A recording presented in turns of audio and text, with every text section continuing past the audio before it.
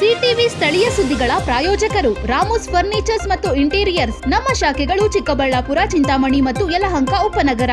Shri Manjunatha hardware ಮತ್ತು innovations, Reliance petrol bunk ಪಕ್ಕ Chikkaballapur. Shri Chamavi party hall, Giriyas building, BB road, Chikkaballapur.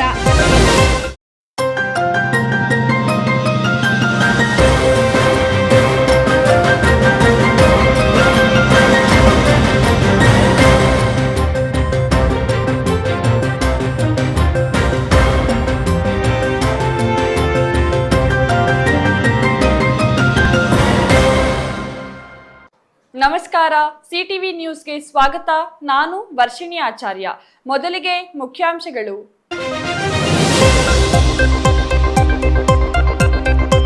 Bike ಕಾರಿನ ನಡುವೆ ಅಪಘಾತ, ಬೈಕ್ ಸವಾರ ಸ್ಥಳದಲ್ಲೇ ಸಾವು. ನಂದಿಗಿರಿಧಾಮ ಪೊಲೀಸ್ ಠಾಣೆ ವ್ಯಾಪ್ತಿಯಲ್ಲಿ ಘಟನೆ. ಮುದ್ದೇನಹಳ್ಳಿಯ ಸತ್ಯಸಾಯಿ ಆಸ್ಪತ್ರೆಯಲ್ಲಿ ಭದ್ರತಾ ಸಿಬ್ಬಂದಿಯಾಗಿ ಕರ್ತವ್ಯ ನಿರ್ವಹಿಸುತ್ತಿದ್ದ ವ್ಯಕ್ತಿ ಸಾವು. ವಿದ್ಯಾರ್ಥಿಗಳಿಗೆ ನೀಡುವ ಸಾಂಬಾರಿನಲ್ಲಿ ಹುಳ ಇದ್ದ ಪ್ರಕರಣಕ್ಕೆ twist. Chikkaballapur Ambedkar hostel warden ಅಮಾನತು.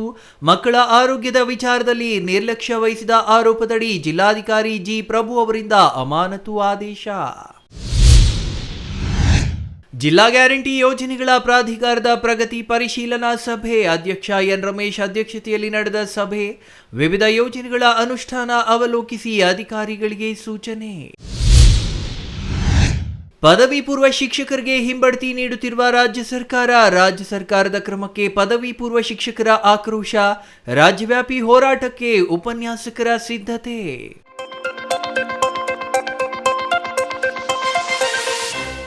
ವಾರ್ತೆಗಳ ವಿವರ. ಬೈಕ್ ಕಾರ್ ನಡುವೆ ಅಪಘಾತ ಸಂಭವಿಸಿ ಬೈಕ್ ಸವಾರ ಸಾವನ್ನಪ್ಪಿರುವ ಘಟನೆ ನಂದಿಗಿರಿಧಾಮ ಪೊಲೀಸ್ ಠಾಣೆ ವ್ಯಾಪ್ತಿಯಲ್ಲಿ ನಡೆದಿದೆ.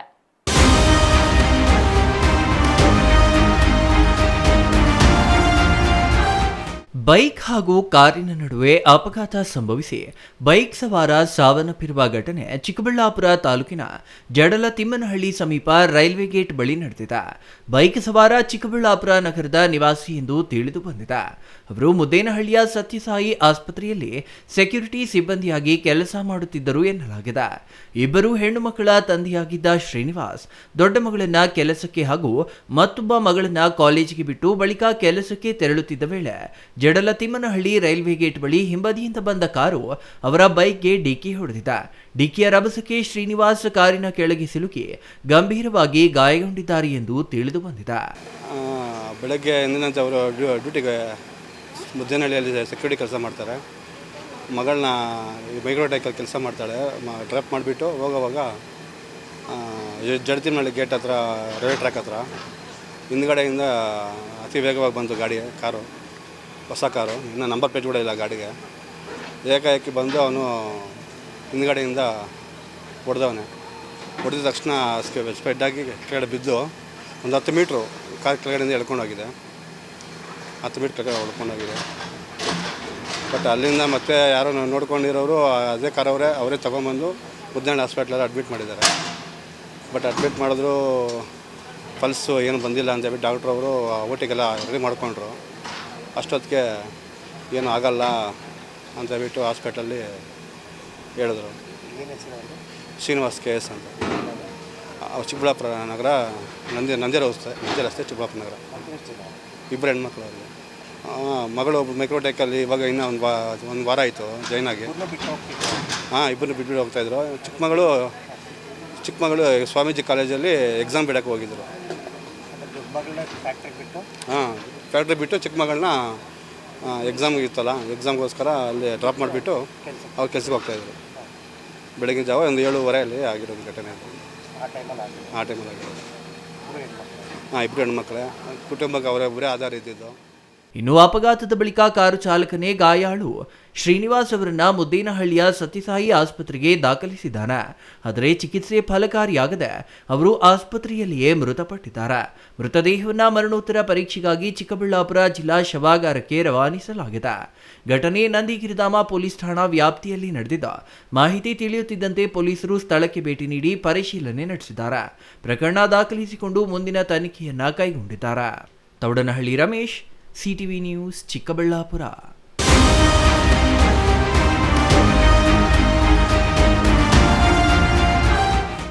ವಿದ್ಯಾರ್ಥಿಗಳಿಗೆ ಗುಣಮಟ್ಟದ ಆಹಾರ ಒದಗಿಸಬೇಕಾದ ಸರ್ಕಾರಿ ವಿದ್ಯಾರ್ಥಿ ನಿಲಯದಲ್ಲಿಯೇ ಆಹಾರದ ಗುಣಮಟ್ಟದ ಬಗ್ಗೆ ಗಂಭೀರ ಪ್ರಶ್ನೆಗಳು ಎದ್ದಿವೆ.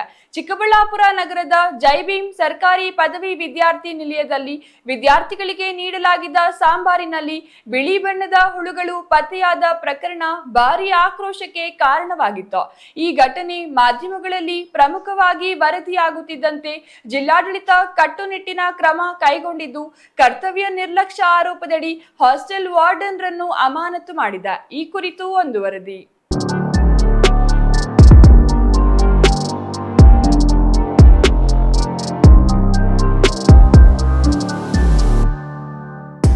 ಹೌದು, ಚಿಕ್ಕಬಳ್ಳಾಪುರ ನಗರದ ಎಂಜಿ ರಸ್ತೆಯಲ್ಲಿರುವ ಜೈ ಭೀಮ್ ಸರ್ಕಾರಿ ಪದವಿ ವಿದ್ಯಾರ್ಥಿ ನಿಲಯದಲ್ಲಿ ವಿದ್ಯಾರ್ಥಿಗಳಿಗೆ ನೀಡಲಾಗಿದ್ದ ಸಾಂಬಾರಿನಲ್ಲಿ ಬಿಳಿ ಬಣ್ಣದ ಸಣ್ಣ ಸಣ್ಣ ಹುಳುಗಳು ಪತ್ತೆಯಾಗಿದ್ವು.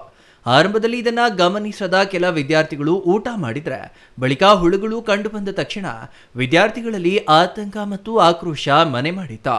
ವಿಷಯ ತಿಳಿಯುತ್ತಿದ್ದಂತೆ ವಿದ್ಯಾರ್ಥಿಗಳು ಊಟವನ್ನು ಬಹಿಷ್ಕರಿಸಿ ಹಾಸ್ಟೆಲ್ ಆಡಳಿತದ ವಿರುದ್ಧ ಪ್ರತಿಭಟನೆ ನಡೆಸಿದರು.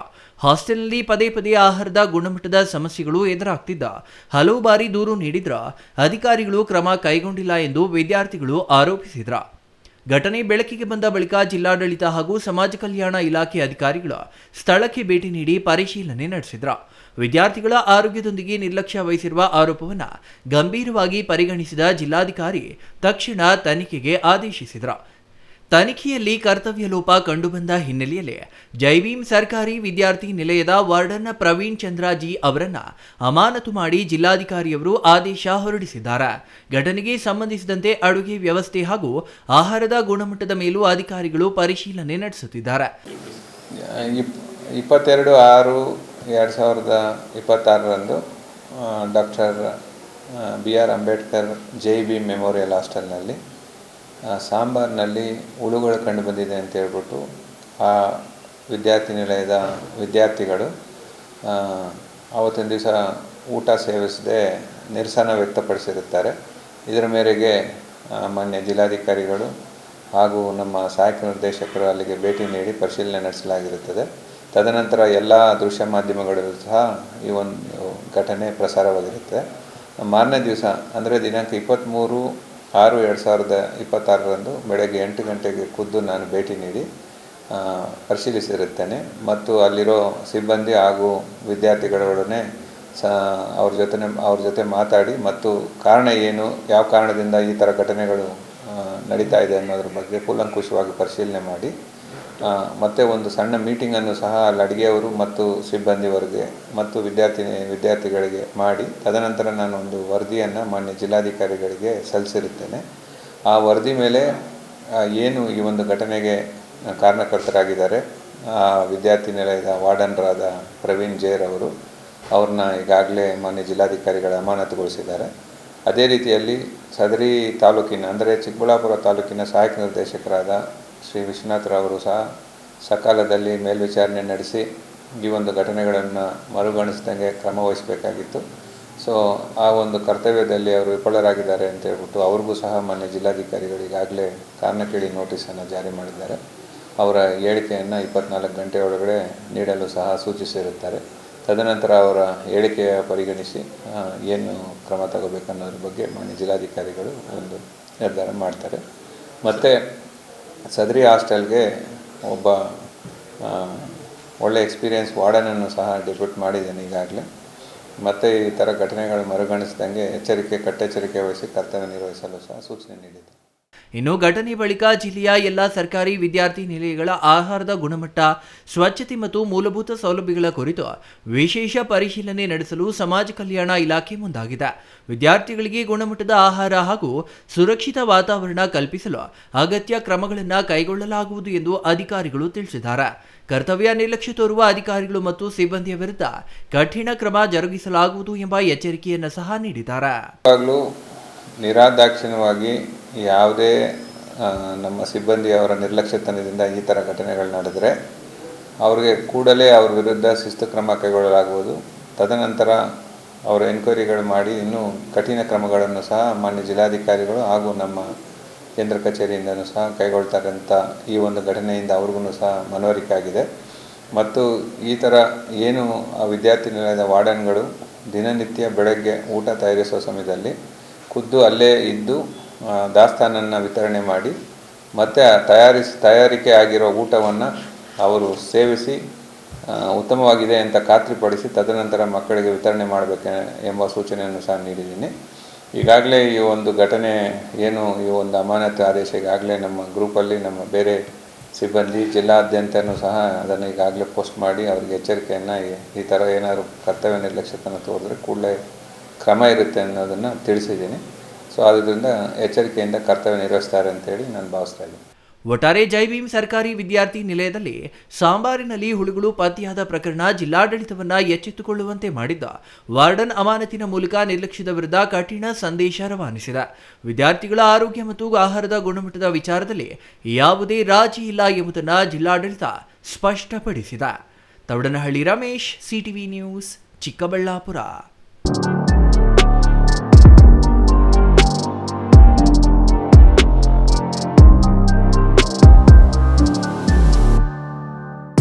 ಜಿಲ್ಲಾ ಗ್ಯಾರಂಟಿ ಯೋಜನೆಗಳ ಅನುಷ್ಠಾನ ಪ್ರಾಧಿಕಾರದ ಅಧ್ಯಕ್ಷ ಎನ್ ರಮೇಶ್ ಅವರ ಅಧ್ಯಕ್ಷತೆಯಲ್ಲಿ ಜಿಲ್ಲಾ ಪಂಚಾಯತ್ ಮಿನಿ ಸಭಾಂಗಣದಲ್ಲಿ ಬುಧವಾರ ನಡೆದ ಸರ್ಕಾರದ ಮಹತ್ವಾಕಾಂಕ್ಷಿ ಗ್ಯಾರಂಟಿ ಯೋಜನೆಗಳ ಅನುಷ್ಠಾನ ಕುರಿತು ಪ್ರಗತಿ ಪರಿಶೀಲನಾ ಸಭೆಯಲ್ಲಿ ವಿವಿಧ ಯೋಜನೆಗಳ ಅನುಷ್ಠಾನವನ್ನು ಅವಲೋಕಿಸಿ ಅಧಿಕಾರಿಗಳಿಗೆ ಅಗತ್ಯ ಸಲಹೆ ಹಾಗೂ ಸೂಚನೆಗಳನ್ನು ನೀಡಲಾಯಿತು.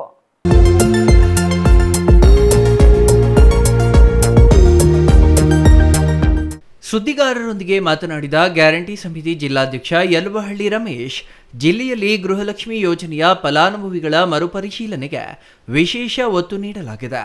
ನಿಜವಾದ ಅರ್ಹ ಫಲಾನುಭವಿಗಳಿಗೆ ಮಾತ್ರ ಯೋಜನೆಯ ಲಾಭ ತಲುಪುವಂತೆ ಫಲಾನುಭವಿಗಳ ಮಾಹಿತಿಯನ್ನು ಪರಿಶೀಲಿಸಿ ಅಗತ್ಯ ತಿದ್ದುಪಡಿಗಳನ್ನು ಕೈಗೊಳ್ಳುವಂತೆ ಸೂಚಿಸಲಾಗಿದೆ. ಮರಣ ಹೊಂದಿದವರ ಹೆಸರಿನಲ್ಲಿ ಅಥವಾ ಅನರ್ಹರ ಖಾತೆಗಳಿಗೆ ಸೌಲಭ್ಯ ತಲುಪದಂತೆ ಕ್ರಮ ಕೈಗೊಳ್ಳುವ ಅಗತ್ಯವಿದೆ. ಈ ನಿಟ್ಟಿನಲ್ಲಿ ರಾಜ್ಯ ಸರ್ಕಾರ ಸದ್ಯದಲ್ಲೇ ಮಾರ್ಗಸೂಚಿಗಳನ್ನು ಬಿಡುಗಡೆ ಮಾಡಲಿದ್ದು, ಅದರಂತೆ ಕ್ರಮ ವಹಿಸಲು ಮಹಿಳಾ ಮತ್ತು ಮಕ್ಕಳ ಅಭಿವೃದ್ಧಿ ಇಲಾಖೆಯ ಅಧಿಕಾರಿಗಳಿಗೆ ಸೂಚಿಸಲಾಗಿದೆ ಎಂದರು. ಶಕ್ತಿ ಯೋಜನೆಯಡಿ ಮಹಿಳಾ ಪ್ರಯಾಣಿಕರಿಗೆ ಸ್ಮಾರ್ಟ್ ಕಾರ್ಡ್ ವಿತರಣೆಯನ್ನು ವೇಗಗೊಳಿಸುವಂತೆ ಅಧಿಕಾರಿಗಳಿಗೆ ನಿರ್ದೇಶನ ನೀಡಲಾಯಿತು. ಇದೇ ವೇಳೆ ಶಾಲಾ ಮತ್ತು ಕಾಲೇಜಿನಲ್ಲಿ ವ್ಯಾಸಂಗ ಮಾಡುತ್ತಿರುವ ಗಂಡು ಮಕ್ಕಳಿಗೂ ಉಚಿತ ಬಸ್ ಪಾಸ್ ವಿತರಣೆಯ ಪ್ರಗತಿಯನ್ನು ಪರಿಶೀಲಿಸಿ ಯಾವುದೇ ಅರ್ಹ ವಿದ್ಯಾರ್ಥಿ ಸೌಲಭ್ಯದಿಂದ ವಂಚಿತರಾಗದಂತೆ ಕ್ರಮ ಕೈಗೊಳ್ಳಲು ಸೂಚಿಸಲಾಗಿದೆ. ಗೃಹ ಜ್ಯೋತಿ ಯೋಜನೆಯಡಿ ಗೃಹ ಬಳಕೆಗೆ ನೀಡಲಾಗಿರುವ ವಿದ್ಯುತ್ ಸಂಪರ್ಕವನ್ನು ವಾಣಿಜ್ಯ ಉದ್ದೇಶಗಳಿಗೆ ದುರುಪಯೋಗ ಪಡಿಸಿಕೊಳ್ಳುತ್ತಿರುವ ಪ್ರಕರಣಗಳ ವಿರುದ್ಧ ಕಟ್ಟುನಿಟ್ಟಿನ ಕ್ರಮ ಕೈಗೊಂಡು ಅಂತಹ ಸೌಲಭ್ಯಗಳನ್ನು ರದ್ದುಪಡಿಸುವಂತೆ ಸಂಬಂಧಪಟ್ಟ ಇಲಾಖೆಗಳಿಗೆ ಸೂಚನೆ ನೀಡಲಾಗಿದೆ ಎಂದರು. ಚಿಲ್ಡ್ರನ್ ಮತ್ತು ಮಹಿಳಾ ಮತ್ತು ಮಕ್ಕಳ ಕಲ್ಯಾಣ ಜಾಯಿಂಟ್ ಡೈರೆಕ್ಟರ್ ಅವರಿಗೆ ಸೂಚನೆಯನ್ನ ಕೊಡ್ತಿದೆ. ಮುಂದಿನ ಮೀಟಿಂಗ್ಗೆ ಪೂರ್ತಿ ಅಂಕಿಅಂಶಗಳು ಮುಂದಿನ ಸಭೆಗೆ ರಾಜ್ಯದ ಅಧ್ಯಕ್ಷ ಬರ್ತೀನಂತ ಇವತ್ತು ನನ್ನ ಫೋನಲ್ಲಿ ಮಾತಾಡಿದ್ದಾರೆ. ಗುಲ್ಬರ್ಗಲ್ ಅವರವರು ಇಲ್ಲಿ ಇವತ್ತೇ ಬರೋದಿತ್ತು. ಅದರ ಅಂಕಿಅಂಶಗಳನ್ನ ಅವ್ರು ಕೊಡೋದು ಒಪ್ಕೊಂಡಿದ್ದಾರೆ. ಉದಾಹರಣೆಗೆ ರಾತ್ರಿ ನಾನು ಟಿವಿಯಲ್ಲಿ ನೋಡಿದೆ, ಇವತ್ತು ಪತ್ರಿಕೆಯಲ್ಲೂ ಓದಿದೆ. ಒಂದೇ ಖಾತೆಗೆ 19,020 ಜನ ಫಲಾನುಭವಿಗಳ ಹಣ 45 ಕೋಟಿ ಜಮೆ ಆಗಿರೋದು ಅವ್ರ ಗಮನಕ್ಕೆ ಅದನ್ನು ಗುರುತಿಸಿದ್ದಾರೆ. ಅದನ್ನ ಸಿಎಜಿ ಅನ್ನೋ ಒಂದು ಸಂಸ್ಥೆಗೆ ತನಿಖೆಗೆ ಅವರು ಆದೇಶ ನೀಡಿದ್ದಾರೆ. ಆ ತರ ಉದ್ದೇಶ ಏನು ಅಂತಂದ್ರೆ ಯಾವುದೇ ಕಾರಣಕ್ಕೆ ಯೋಜನೆಯನ್ನು ನಿಲ್ಲಿಸೋ ವಿಚಾರ ಇಲ್ಲಿಲ್ಲ. ನಮಗೂ ಕೂಡ ಸ್ಟೇಟ್ ಕಮಿಟಿಯಲ್ಲಿ ಕೊಟ್ಟಿರೋ ಮಾರ್ಗದರ್ಶನದಲ್ಲಿ ಅದರಲ್ಲಿ ಮಿಸ್ಯೂಸ್ ಆಗಬಾರ್ದು, ನಿಜವಾದ ಫಲಾನುಭವಿಗೆ ಸೇರ್ಬೇಕು. 5 ಕೆಜಿ ಅಕ್ಕಿ ಜೊತೆಗೆ ಸಕ್ಕರೆ, ಬೇಳೆ, ಉಪ್ಪು, ಅಡುಗೆ ಎಣ್ಣೆ ಸೇರಿದಂತೆ ಇತರೆ ಪದಾರ್ಥಗಳನ್ನು ಒಳಗೊಂಡ ಇಂದಿರಾ ಕಿಟ್ ಅನ್ನು 1-2 ತಿಂಗಳಲ್ಲಿ ಅನ್ನಭಾಗ್ಯ ಯೋಜನೆಯಡಿ ವಿತರಿಸಲಾಗುತ್ತದೆ. ಆಹಾರ ಇಲಾಖೆಯ ಅಧಿಕಾರಿಗಳು ಹಾಗೂ ಆಹಾರ ನಿರೀಕ್ಷಕರು ನ್ಯಾಯಬೆಲೆ ಅಂಗಡಿಗಳಿಗೆ ನಿಯಮಿತವಾಗಿ ಭೇಟಿ ನೀಡಿ ವಿತರಣೆ ವ್ಯವಸ್ಥೆಯನ್ನು ಪರಿಶೀಲಿಸಬೇಕು ಹಾಗೂ ಸಾರ್ವಜನಿಕರಿಗೆ ಯಾವುದೇ ತೊಂದರೆ ಉಂಟಾಗದಂತೆ ನೋಡಿಕೊಳ್ಳಬೇಕು ಎಂದು ತಿಳಿಸಲಾಗಿದೆ ಎಂದರು. ಗೃಹಲಕ್ಷ್ಮಿ ಯೋಜನೆಯಡಿ ಮಹಿಳೆಯರ ಬ್ಯಾಂಕ್ ಖಾತೆಗಳಿಗೆ ನೇರವಾಗಿ ಆರ್ಥಿಕ ನೆರವು ಜಮೆಯಾಗುತ್ತಿದ್ದ ಅನ್ನಭಾಗ್ಯ ಯೋಜನೆಯ ಮೂಲಕ ಆಹಾರ ಭದ್ರತೆ ಹಾಗೂ ಶಕ್ತಿ ಯೋಜನೆಯ ಮೂಲಕ ಮಹಿಳೆಯರಿಗೆ ಉಚಿತ ಬಸ್ ಪ್ರಯಾಣದ ಸೌಲಭ್ಯ ಯಶಸ್ವಿಯಾಗಿ ಜಾರಿಯಲ್ಲಿದೆ. ಈ ಪಂಚ ಯೋಜನೆಗಳ ಅನುಷ್ಠಾನದಲ್ಲಿ ಪಾರದರ್ಶಕತೆ ಕಾಪಾಡುವುದು ಸರ್ಕಾರದ ಪ್ರಮುಖ ಉದ್ದೇಶವಾಗಿದ್ದು, ಕಾಲಕಾಲಕ್ಕೆ ಫಲಾನುಭವಿಗಳ ಮಾಹಿತಿಯನ್ನ ಮರುಪರಿಶೀಲಿಸಿ ವ್ಯವಸ್ಥೆಯನ್ನ ಇನ್ನಷ್ಟು ಪರಿಣಾಮಕಾರಿಯಾಗಿಸಲಾಗುತ್ತಿದೆ. ಯಾವುದೇ ಗ್ಯಾರಂಟಿ ಯೋಜನೆಯನ್ನ ಸ್ಥಗಿತಗೊಳಿಸುವ ಉದ್ದೇಶ ಸರ್ಕಾರಕ್ಕಿಲ್ಲ. ಬದಲಾಗಿ ನಿಜವಾದ ಫಲಾನುಭವಿಗಳಿಗೆ ಯಾವುದೇ ಅಡೆತಡೆ ಇಲ್ಲದೆ ಸೌಲಭ್ಯ ತಲುಪಿಸುವ ನಿಟ್ಟಿನಲ್ಲಿ ಅಗತ್ಯ ಸುಧಾರಣಾ ಕ್ರಮಗಳನ್ನು ಕೈಗೊಳ್ಳಲಾಗುತ್ತಿದೆ ಎಂದು ಸ್ಪಷ್ಟಪಡಿಸಿದರು.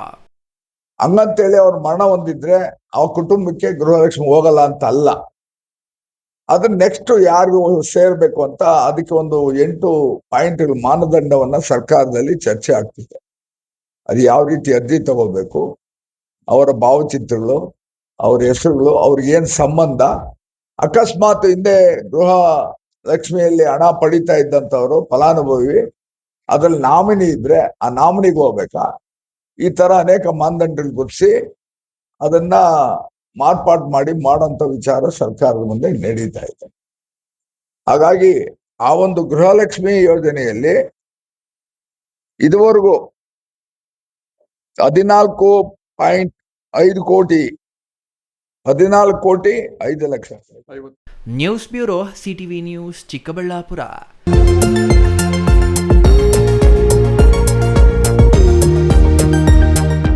ಪದವಿ ಪೂರ್ವ ಕಾಲೇಜುಗಳಲ್ಲಿ ಉಪನ್ಯಾಸಕರಾಗಿ ಸೇವೆ ಸಲ್ಲಿಸುತ್ತಿರುವವರನ್ನು ಪ್ರೌಢಶಾಲೆಗಳಲ್ಲಿ ಬೋಧನೆ ಮಾಡಲು ಸರ್ಕಾರ ನೇಮಿಸಿ ಅಧಿಸೂಚನೆ ಹೊರಡಿಸಿದ್ದು, ಇದರಿಂದ ಪದವಿ ಪೂರ್ವ ಉಪನ್ಯಾಸಕರಿಗೆ ಅನ್ಯಾಯವಾಗಲಿದೆ ಎಂದು ಉಪನ್ಯಾಸಕರು ಆರೋಪಿಸಿದ್ದಾರೆ.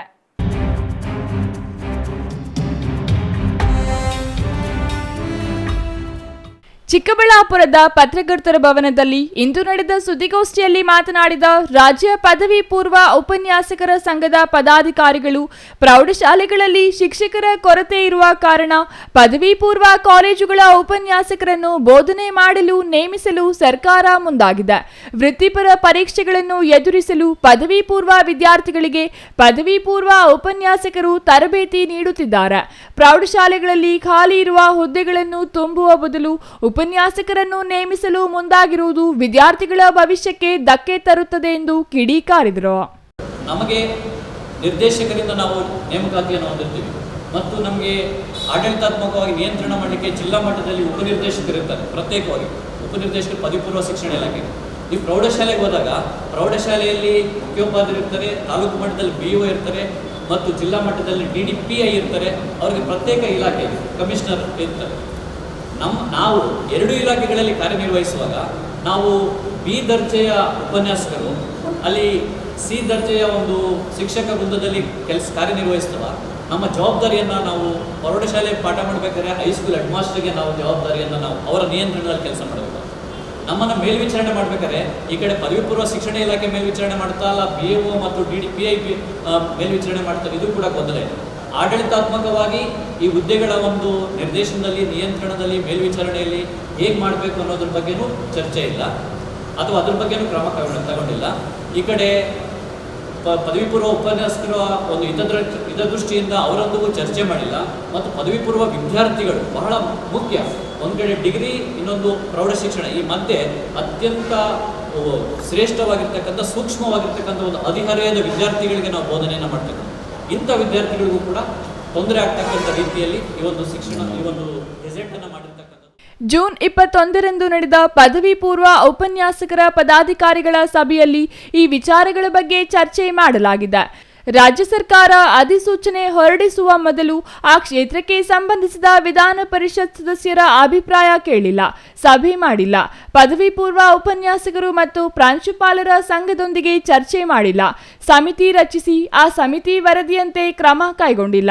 ಯಾವುದೇ ನಿಯಮ ಪಾಲಿಸದೆ ಏಕಾಏಕಿ ನಿರ್ಧಾರ ಕೈಗೊಂಡಿರುವುದು ವಿಪರ್ಯಾಸ. ಪ್ರೌಢಶಾಲೆಯಲ್ಲಿ ಕರ್ತವ್ಯ ನಿರ್ವಹಿಸಬೇಕಾದ ಶಿಕ್ಷಕರು C ಗ್ರೇಡ್ ಹೊಂದಿದ್ದು, ಪದವಿ ಪೂರ್ವ ಉಪನ್ಯಾಸಕರ ಹುದ್ದೆ B ಗ್ರೇಡ್ಗೆ ಸೇರಿದೆ. ಈಗ ಉಪನ್ಯಾಸಕರಿಗೆ ಬಡ್ತಿ ನೀಡುವ ಬದಲು ಹಿಂಬಡ್ತಿ ನೀಡಿದಂತಾಗುತ್ತದೆ ಎಂದು ಆತಂಕ ವ್ಯಕ್ತಪಡಿಸಿದರು. ಹಿಂಬಡ್ತಿಗೆ ಅವಕಾಶ ಇಲ್ಲದಿದ್ದರೂ ಹುದ್ದೆಯನ್ನು ಕೆಳಗಿಳಿಸುವ ಕೆಲಸಕ್ಕೆ ರಾಜ್ಯ ಸರ್ಕಾರ ಮುಂದಾಗಿದೆ. ಇಂತಹ ಉಪನ್ಯಾಸಕರ ಮೇಲ್ವಿಚಾರಣೆ ವಿಚಾರದಲ್ಲಿಯೂ ಗೊಂದಲ ಇದೆ. ಸರ್ಕಾರದ ಈ ಕ್ರಮ ವಿರೋಧಿಸಿ ಈಗಾಗಲೇ ಸರ್ಕಾರಕ್ಕೆ ಮನವಿ ಮಾಡಲಾಗಿದೆ. ಶಿಕ್ಷಕರ ಕ್ಷೇತ್ರವನ್ನು ಪ್ರತಿನಿಧಿಸುತ್ತಿರುವ ವಿಧಾನ ಪರಿಷತ್ ಸದಸ್ಯರಿಗೂ ಮನವಿ ಸಲ್ಲಿಸಲಾಗಿದೆ. ಇದನ್ನು ಪುನರ್ ಪರಿಶೀಲನೆ ಮಾಡಿ ಪದವಿ ಪೂರ್ವ ಉಪನ್ಯಾಸಕರ ಹುದ್ದೆಯನ್ನು ಮುಂದುವರಿಸಬೇಕೆಂದು ಒತ್ತಾಯಿಸಲಾಗಿದೆ. ಇದಕ್ಕೆ ಸರ್ಕಾರ ಒಪ್ಪದಿದ್ದರೆ ಮುಂದಿನ ದಿನಗಳಲ್ಲಿ ವಿದ್ಯಾರ್ಥಿಗಳ ಶೈಕ್ಷಣಿಕ ಭವಿಷ್ಯಕ್ಕೆ ಹಾನಿಯಾಗದ ರೀತಿಯಲ್ಲಿ ಹೋರಾಟ ಮಾಡಲು ನಿರ್ಧರಿಸಲಾಗಿದೆ ಎಂದರು. ಪದವಿ ಪೂರ್ವ ಕಾಲೇಜುಗಳಲ್ಲಿ ಕಾರ್ಯಭಾರ ಕಡಿಮೆ ಎಂಬ ಕಾರಣ ಪ್ರೌಢಶಾಲೆಗಳಿಗೆ ಹಿಂಬಡ್ತಿ ನೀಡುವುದು ಸರಿಯಲ್ಲ. ರಾಜ್ಯ ಸರ್ಕಾರ ಈ ಆದೇಶ ವಾಪಸ್ ಪಡೆಯದಿದ್ದರೆ ಜುಲೈ ಮೊದಲ ವಾರದಲ್ಲಿ ಫ್ರೀಡಂ ಪಾರ್ಕ್ನಲ್ಲಿ ಪ್ರತಿಭಟನೆಗೆ ನಿರ್ಧಾರ ಮಾಡಲಾಗಿದೆ. ಅದಕ್ಕೂ ಸರ್ಕಾರ ಜಗ್ಗದಿದ್ದರೆ ತರಗತಿಗಳನ್ನು ಬಹಿಷ್ಕರಿಸಿ ಹೋರಾಟಕ್ಕೆ ಸಿದ್ಧತೆ ಮಾಡಿಕೊಳ್ಳುತ್ತಿದ್ದು, ಶಿಕ್ಷಣ ಸಚಿವರೇ ಇಲ್ಲದ ವೇಳೆ ಅಧಿಸೂಚನೆ ಹೊರಡಿಸಿರುವುದು ಹಲವು ಅನುಮಾನಗಳಿಗೆ ಕಾರಣವಾಗಿದೆ ಎಂದು ಹೇಳಿದ್ದಾರೆ.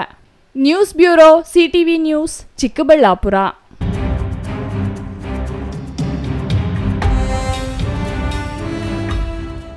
ಸರ್ಕಾರಿ ಶಾಲೆಗಳಲ್ಲಿ ಓದುತ್ತಿರುವ ಬಡ ಹಾಗೂ ಪ್ರತಿಭಾವಂತ ವಿದ್ಯಾರ್ಥಿಗಳಿಗೆ ಶಿಕ್ಷಣದ ಪ್ರೋತ್ಸಾಹ ನೀಡುವ ಉದ್ದೇಶದಿಂದ ಉಚಿತ ಪುಸ್ತಕಗಳು ಹಾಗೂ ಶಾಲಾ ಬ್ಯಾಗ್ಗಳನ್ನು ವಿತರಿಸುವ ಕಾರ್ಯಕ್ರಮ ನಡೆಯಿತು. ಸಮಾಜ ಸೇವಕ ಕಣಜೇನಹಳ್ಳಿ ಸುಹಾಸ್ ಅವರ ಸಹಕಾರದಿಂದ ವಿದ್ಯಾರ್ಥಿಗಳಿಗೆ ಶಿಕ್ಷಣ ಸಾಮಗ್ರಿಗಳನ್ನು ವಿತರಿಸಲಾಯಿತು. ಈ ಕುರಿತು ಒಂದು ವರದಿ.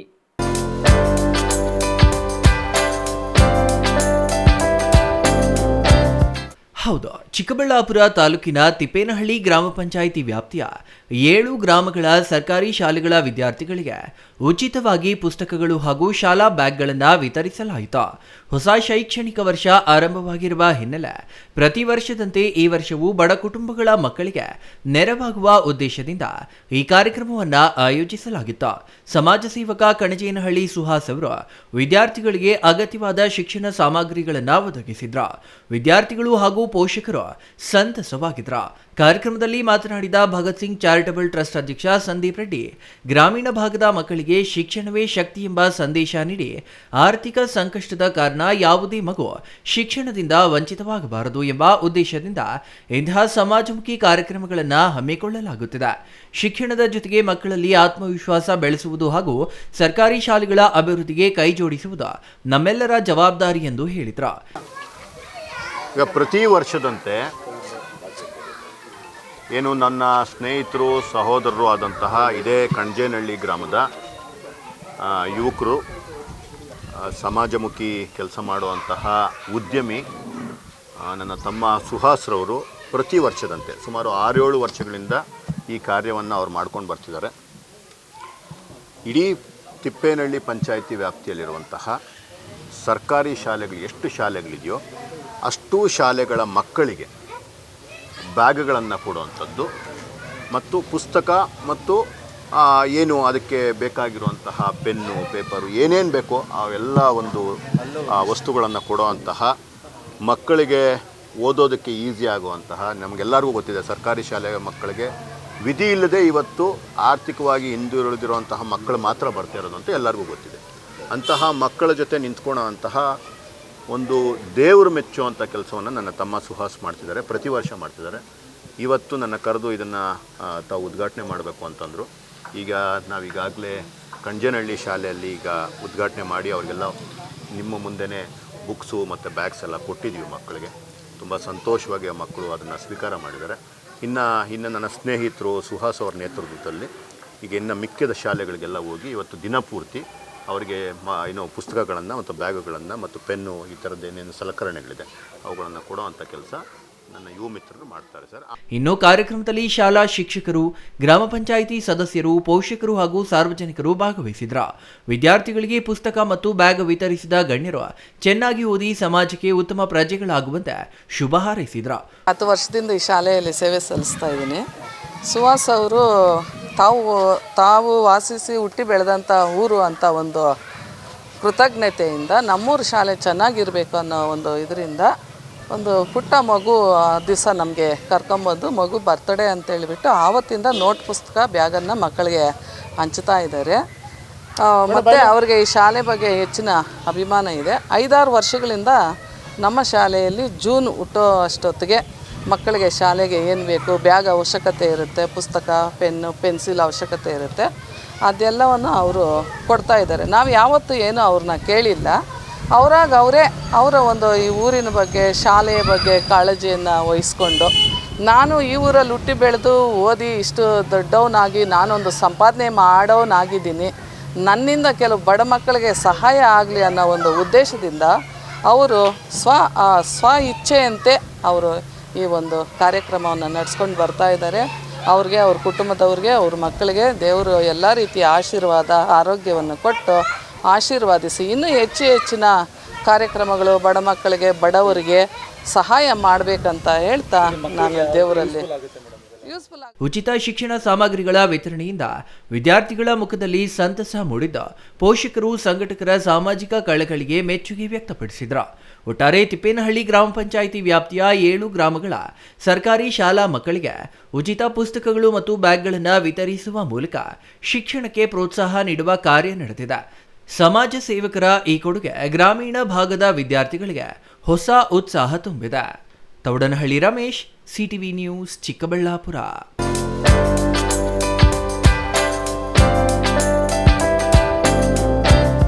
ಇದೀಗ ಚಿಕ್ಕದೊಂದು ವಿರಾಮದ ನಂತರ ಸಿಟಿವಿ ನ್ಯೂಸ್ ಮುಂದುವರಿಯಲಿದೆ. ನಿಮ್ಮ ಕನಸಿನ ಮನೆಗೆ ಗುಣಮಟ್ಟದ ಫರ್ನಿಚರ್ ಹುಡುಕುತ್ತಿದ್ದೀರಾ? ಹಾಗಾದ್ರೆ ನಿಮ್ಮ ಹುಡುಕಾಟ ಇಲ್ಲಿಯೇ ಮುಗಿಯುತ್ತದೆ. ರಾಮೋಸ್ ಫರ್ನಿಚರ್ ಅಂಡ್ ಇಂಟೀರಿಯರ್ಗೆ ಬನ್ನಿ. ಸ್ವಂತ ಫ್ಯಾಕ್ಟರಿಯೊಂದಿಗೆ ಕಾರ್ಯನಿರ್ವಹಿಸುವ ನಂಬಿಕೆಯ ಫರ್ನಿಚರ್ ಶೋರೂಮ್. ಇಲ್ಲಿ ನಿಮಗೆ ಸಿಗುತ್ತೆ ಆಧುನಿಕ ಡಿಸೈನ್ಗಳ ಸೋಫಾ ಸೆಟ್, ಆರಾಮದಾಯಕ ಬೆಡ್ಗಳು, stylish dining set, wardrobe, TV unit ಮತ್ತು ಎಲ್ಲಾ ವಿಧದ ಮನೆ ಹಾಗೂ ಆಫೀಸ್ ಫರ್ನಿಚರ್ ಮತ್ತು ಇಂಟೀರಿಯರ್. ನಮ್ಮದೇ ಸ್ವಂತ ಫ್ಯಾಕ್ಟರಿ, ಮಧ್ಯವರ್ತಿಗಳಿಲ್ಲ. ನೇರವಾಗಿ ಫ್ಯಾಕ್ಟರಿಯಿಂದ ಶೋರೂಮ್ಗೆ. ಉತ್ತಮ ಗುಣಮಟ್ಟ, ಕಡಿಮೆ ಬೆಲೆ, ಕಸ್ಟಮ್ ಡಿಸೈನ್ ಸೌಲಭ್ಯ. ನೀವು ಹೇಳಿದ ಅಳತೆ, ನೀವು ಇಷ್ಟಪಟ್ಟ ಡಿಸೈನ್, ನಿಮ್ಮ ಬಜೆಟ್ಗೆ ತಕ್ಕಂತೆ ಫರ್ನಿಚರ್ ತಯಾರಿಸಿಕೊಡುತ್ತೇವೆ. ಉತ್ತಮ ಗುಣಮಟ್ಟದ ಮರ, ದೃಢವಾದ ನಿರ್ಮಾಣ ಮತ್ತು ದೀರ್ಘಕಾಲಿಕ ಭರವಸೆ, ಇದೇ ನಮ್ಮ ಗುರಿ. ನಮ್ಮ ಶಾಖೆಗಳು ಚಿಕ್ಕಬಳ್ಳಾಪುರ, ಚಿಂತಾಮಣಿ, ಯಲಹಂಕ, ನ್ಯೂ ಟೌನ್. ಇಂದೇ ಭೇಟಿ ನೀಡಿ. Ramos furniture and interior. ನಮ್ಮ ಫ್ಯಾಕ್ಟರಿ ವಿಳಾಸ ಇಂಡಸ್ಟ್ರಿಯಲ್ ಏರಿಯಾ, ಚಿಕ್ಕಬಳ್ಳಾಪುರ. ಮೊಬೈಲ್ ಸಂಖ್ಯೆ 6361730543, 8660423443, 9845527729, 8050513927. Shri Manjunatha hardware and innovations 22 ವರ್ಷಗಳಿಂದ ಮಾರುಕಟ್ಟೆಯಲ್ಲಿ ಸುದೀರ್ಘ ಪಯಣ ಮತ್ತು ಗ್ರಾಹಕ ಹಾಗೂ ಎಂಜಿನಿಯರಿಂಗ್ಗಳ ನಂಬಿಕೆಯ ಆಯ್ಕೆ. ಅತ್ಯುತ್ತಮ ಗುಣಮಟ್ಟ, ಪ್ರಾಮಾಣಿಕ ಬೆಲೆ. Engineer choices, architect choices, corporates, house owners, carpenter choices, hardware dealers ಹಾಗೂ ಇನ್ನಿತರರಿಗೆ ಹೋಲ್ಸೇಲ್ ದರದಲ್ಲಿ ಸಿಗುವ ಸ್ಥಳವೇ ಶ್ರೀ ಮಂಜುನಾಥ ಹಾರ್ಡ್ವೇರ್ ಮತ್ತು ಇನೋವೇಷನ್ಸ್. ವಿವಿಧ ರೀತಿಯ ವಿನ್ಯಾಸಗಳುಳ್ಳ ಡೆಕೋರೇಟಿವ್, ಪ್ರೊಟೆಕ್ಟಿವ್, ಫಂಕ್ಷನಲ್ ಹಾಗೂ ಉತ್ತಮ ದರದಲ್ಲಿ ಗುಣಮಟ್ಟದ ಹಾರ್ಡ್ವೇರ್ ವಸ್ತುಗಳು ನಮ್ಮಲ್ಲಿ ದೊರಕುತ್ತದೆ. ವಿಳಾಸ ರಿಲಯನ್ಸ್ ಪೆಟ್ರೋಲ್ ಬಂಕ್ ಹತ್ತಿರ, ಬಿಬಿ ರಸ್ತೆ, ಚಿಕ್ಕಬಳ್ಳಾಪುರ. ಮೊಬೈಲ್ ಸಂಖ್ಯೆ 9739393927, ಮತ್ತೊಂದು ಸಂಖ್ಯೆ 9008680303.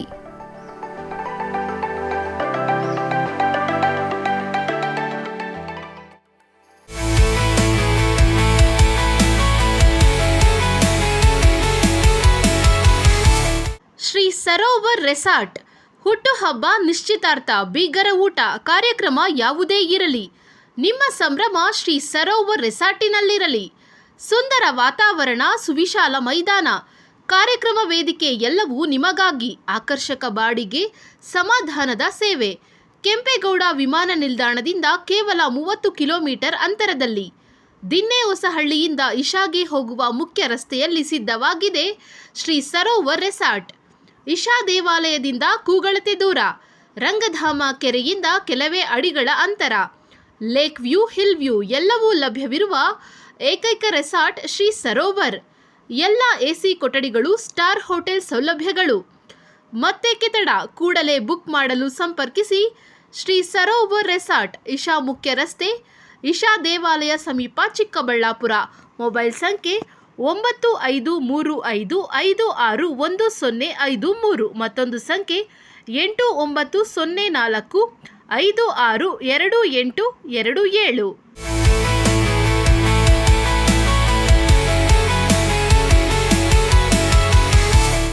ವಿರಾಮದ ನಂತರ ಸಿಟಿವಿ ನ್ಯೂಸ್ಗೆ ಮತ್ತೆ ಸ್ವಾಗತ.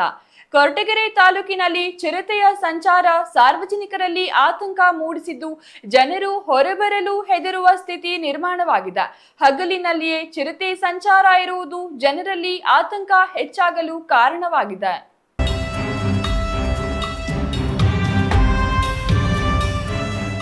ಕೊರಟಗೆರೆ ತಾಲೂಕಿನಲ್ಲಿ ಚಿರತೆಯ ಸಂಚಾರ ಸಾರ್ವಜನಿಕರಲ್ಲಿ ಆತಂಕ ಮೂಡಿಸಿದ್ದು, ಜನರು ಹೊರಬರಲು ಹೆದರುವ ಸ್ಥಿತಿ ನಿರ್ಮಾಣವಾಗಿದೆ.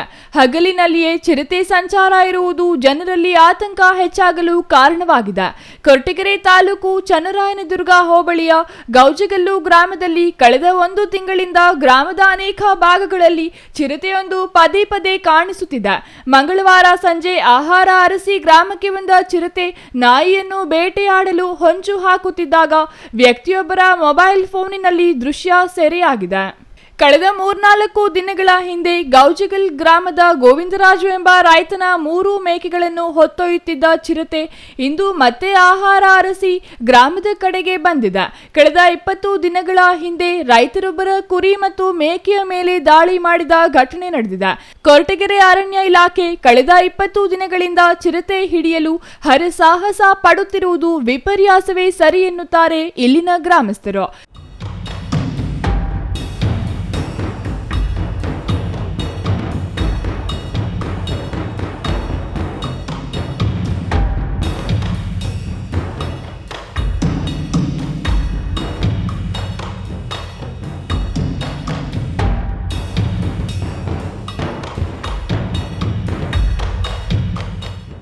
ಕಾಡಂಚಿನ ಗ್ರಾಮಸ್ಥರ ಪ್ರತಿದಿನದ ಗೋಳು ಅರಣ್ಯ ಇಲಾಖೆಗೆ ಮುಟ್ಟುತ್ತಿಲ್ಲ. ಸಿದ್ದರಬೆಟ್ಟದ ಅಕ್ಕಪಕ್ಕ ಇರುವ ಗ್ರಾಮಗಳಲ್ಲಿ ಕಾಡು ಪ್ರಾಣಿಗಳ ಹಾವಳಿಯಿಂದ ಅದೆಷ್ಟೋ ಸಾಕು ಪ್ರಾಣಿಗಳ ಜೀವ ಹಾನಿಯಾಗುತ್ತಿದೆ. ಈ ಕಾಡು ಪ್ರಾಣಿಗಳು ಮನುಷ್ಯರ ಮೇಲೆ ಎರಗಿ ಮನುಷ್ಯನ ಪ್ರಾಣವೇ ಹೋದರೂ ಲೆಕ್ಕಕ್ಕಿಲ್ಲ. ಇಲಾಖೆಗೆ ನವಿಲು, ಚಿರತೆ, ಕಾಡು ಹಂದಿ, ಕರಡಿಗಳ ಕಾಟಕ್ಕೆ ರೈತರ ಸಾಕು ಪ್ರಾಣಿಗಳು, ಬೆಳೆಗಳು ನಾಶವಾಗುತ್ತಿವೆ. ಒಟ್ಟಾರೆ ರೈತರು, ಸಾರ್ವಜನಿಕರು ಕಾಡು ಪ್ರಾಣಿಗಳ ಹಾವಳಿಯಿಂದ ರೋಸತ್ತು ಹೋಗಿದ್ದಾರೆ. Satish S, CTV news, Koratagere.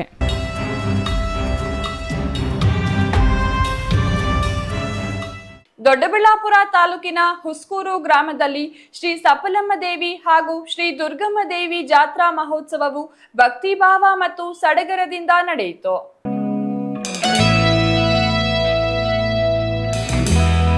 Doddaballapur ತಾಲೂಕಿನ ಹುಸ್ಕೂರು ಗ್ರಾಮದಲ್ಲಿ ಶ್ರೀ ಸಪ್ಪಲಮ್ಮ ದೇವಿ ಹಾಗೂ ಶ್ರೀ ದುರ್ಗಮ್ಮ ದೇವಿ ಜಾತ್ರಾ ಮಹೋತ್ಸವವು ಭಕ್ತಿ ಭಾವ ಮತ್ತು ಸಡಗರದಿಂದ ನಡೆಯಿತು. ಜಾತ್ರೆಯ ಅಂಗವಾಗಿ ಗ್ರಾಮದ ಶ್ರೀ ಸಪ್ಪಲಮ್ಮ ದೇವಿ ಮತ್ತು ಶ್ರೀ ದುರ್ಗಮ್ಮ ದೇವಿ ದೇವತಾ ಮೂರ್ತಿಗಳನ್ನು ಪ್ರತಿಷ್ಠಾಪಿಸಿ ವಿಶೇಷ ಅಲಂಕಾರ, ಪೂಜೆ ಹಾಗೂ ಆರತಿಗಳನ್ನು ನೆರವೇರಿಸಲಾಯಿತು. ಶ್ರೀ ಆಂಜನೇಯ ಸ್ವಾಮಿ ಹಾಗೂ ಶ್ರೀ ಬಸವಣ್ಣ ದೇವರಿಗೆ ಬೆಲ್ಲದ ಆರತಿ, ಶ್ರೀ ಶನಿ ಮಹಾತ್ಮ ಸ್ವಾಮಿಗೆ ಎಳ್ಳಿನ ಆರತಿ ಬೆಳಗುವ ಮೂಲಕ ಉತ್ಸವಕ್ಕೆ ಚಾಲನೆ ನೀಡಲಾಯಿತು. ಬಳಿಕ ಗ್ರಾಮ ದೇವತೆಗಳಾದ ಶ್ರೀ ಮುನೇಶ್ವರ, ಶ್ರೀ ದೊಡ್ಡಮ್ಮ, ಶ್ರೀ ಮಹೇಶ್ವರಮ್ಮ, ದುರ್ಗಮ್ಮ, ಶ್ರೀ ಸಪ್ಪಲಮ್ಮ ಹಾಗೂ ಶ್ರೀ ನಲ್ಲು ದೇವತಾ ಮೂರ್ತಿಗಳಿಗೆ ವಿಶೇಷ ಆರತಿಗಳನ್ನು ಬೆಳಗಲಾಯಿತು. ಈ ಸಂದರ್ಭದಲ್ಲಿ ಗ್ರಾಮದ ಮಹಿಳೆಯರು ಆರತಿಗಳನ್ನು ಹೊತ್ತು ಮೆರವಣಿಗೆಯಲ್ಲಿ ಪಾಲ್ಗೊಂಡು ಭಕ್ತಿ ಸಂಭ್ರಮ ಮೆರೆದರು. ಜೂನ್ 24ರಂದು ಗ್ರಾಮ ಜಾತ್ರೆಯ ಪ್ರಮುಖ ಆಚರಣೆಗಳಾದ ಮರಿ ಹೊಡೆಯುವ ಕಾರ್ಯಕ್ರಮ ನಡೆಯಿತು. ಜೂನ್ 25ರಂದು ಮಧ್ಯಾಹ್ನ ಶ್ರೀ ಸಪ್ಪಲಮ್ಮ ಹಾಗೂ ಶ್ರೀ ದುರ್ಗಮ್ಮ ದೇವತೆಗಳ ಅದ್ಧೂರಿ ಮೆರವಣಿಗೆ ಗ್ರಾಮದ ಪ್ರಮುಖ ಬೀದಿಗಳಲ್ಲಿ ಸಾಗಿದೆ. ಹುಸ್ಕೂರು ಗ್ರಾಮದ ಮುಖಂಡ ಟಿ ಆನಂದ್ ಮಾತನಾಡಿ, ಸುಮಾರು 32 ವರ್ಷಗಳ ಬಳಿಕ ಗ್ರಾಮದಲ್ಲಿ ಜಾತ್ರಾ ಮಹೋತ್ಸವ ನಡೆಯುತ್ತಿದ್ದ ಗ್ರಾಮಸ್ಥರು ಹಾಗೂ ಮುಖಂಡರ ಸಹಕಾರದಿಂದ ವಿಜೃಂಭಣೆಯಿಂದ ಆಯೋಜಿಸಲಾಗಿದೆ. ಗ್ರಾಮ ಸೇರಿದಂತೆ ಎಲ್ಲೆಡೆ ಉತ್ತಮ ಮಳೆ ಬೆಳೆಯಾಗಿ ಲೋಕ ಸುಭಿಕ್ಷವಾಗಿರಲಿ ಎಂದು ಪ್ರಾರ್ಥಿಸಲಾಗುತ್ತಿದೆ ಎಂದು ತಿಳಿಸಿದ್ದಾರೆ. 33 ವರ್ಷ ಆಗಿದೆ. ಹಲವು ಕಾರಣಗಳಿಂದ ಊರ ಜಾತ್ರೆ ನಡೆಸಕ್ಕಾಗಿಲ್ಲ. ಈಗ ಎಲ್ಲಾರು ಸಮ್ಮತಕ್ಕೆ ತಂದ್ಬಿಟ್ಟು ಒಂದು ಒಮ್ಮತಕ್ಕೆ ಬಂದು ಎಲ್ಲಾರು ಸಹಕಾರ ಕೊಟ್ಟು ಈ ಜಾತ್ರೆ ವಿಜೃಂಭಣೆಯಿಂದ ಆಚರಣೆ ಪ್ರತಿ ಒಂದು 9 ಆರತಿ ಎತ್ತವ್ರೆ. ಭಾರಿ ಖುಷಿಯಾಗಿದೆ. ನಾನು ಲೈಫಲ್ಲಿ ನೋಡ್ತೀನೋ ಇಲ್ಲೋ ಗೊತ್ತಿಲ್ಲ, ಮುಂದೆ ಅಷ್ಟು ಚೆನ್ನಾಗಿ ಅಂತೂ ಮಾಡಿದ್ದಾರೆ. ಅದರಿಂದ ಎಲ್ಲರಿಗೂ ನಾನು ಹುಸ್ಕೂರು ಗ್ರಾಮಕ್ಕೆ ಧನ್ಯವಾದ ಹೇಳ್ತಾ ಅವ್ರಿಗೆ ಆರೋಗ್ಯ, ಆಯುಷ್ಯ ಎಲ್ಲ ಕೊಟ್ಟು ಅಂತ ಹೇಳಿ ನಾನು ಈ ಸಮಯದಲ್ಲಿ ಹೇಳಕ್ ಇಷ್ಟಪಡ್ತೀನಿ. Mahesh, CTV news, Doddaballapur.